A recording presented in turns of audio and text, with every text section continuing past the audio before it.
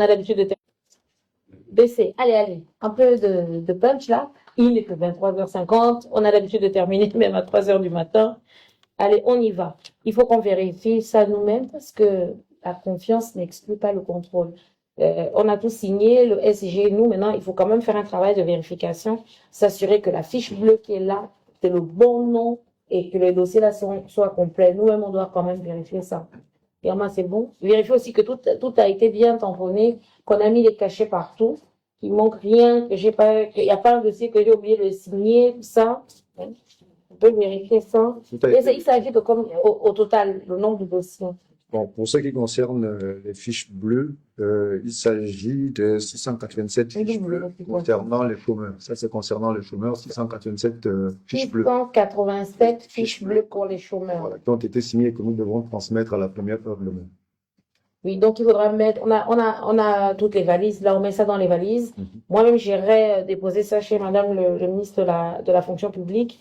Par contre, on a un point aussi à faire avec les confessionnels. Là, il y a un audio qui a circulé qui disait que madame le ministre a dit qu'elle va déchirer les dossiers, tout ça là. Non, faut peut-être les rassurer, prévoir une réunion avec eux pour dire non. Ce qui s'est passé, c'est que il y a eu une commission qui a été faite en 2025. De cette commission-là, on a fait une liste avec tous ceux qui sont vraiment en situation de classe. C'est un travail de vérification qui a été fait et on a envoyé une liste à la fonction publique.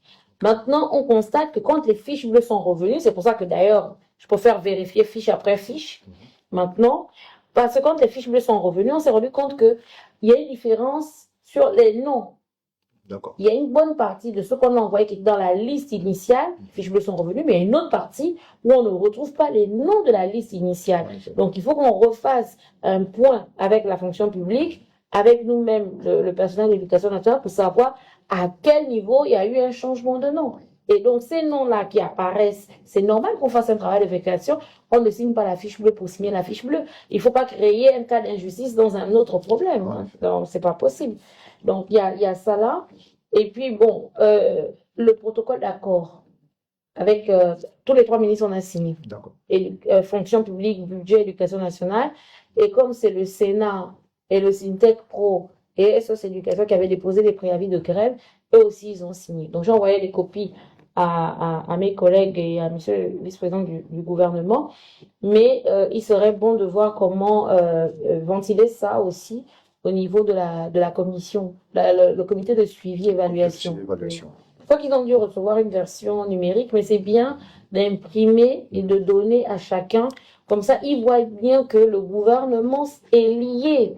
Le gouvernement a pris un texte, un protocole d'accord est signé. Donc, il n'y a pas de raison de s'inquiéter. Donc, il faut donner ça. Et on parlait aussi, même si les autres partenaires sociaux n'avaient pas déposé le préavis de grève, mais dans la sensibilisation et la pédagogie, ceux qui sont les membres de ce comité-là doivent avoir l'information, et même les autres. Il faut faire ça parce que c'est les différentes étapes pour l'aboutissement de nos négociations avec eux. C'est noté, Excellence. Un travail sera fait avec la cellule com. La cellule com. Voilà. Oui, et puis même les voix, parce que bon, il y a eu un premier aussi travail avec les parents d'élèves. Là, on était à Matsup, donc il faut un peu regarder tout ça. Est-ce que le paiement des frais des frais de concours est bien parti?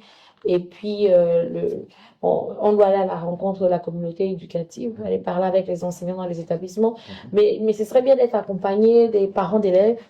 Également, et puis les partenaires sociaux aussi, les représentants des collectifs, puisque maintenant dans chaque établissement, les collectifs qui se sont créés, on va aller à leur rencontre, échanger avec eux, remercier ceux qui ont fait des déclarations en disant ils reprennent les cours, mais il faut aussi aller voir là où il y a des poches de résistance, aller expliquer. Il faut qu'on continue à dialoguer. Vous savez que le dialogue social est très important, maintenir la calmie, c'est très important.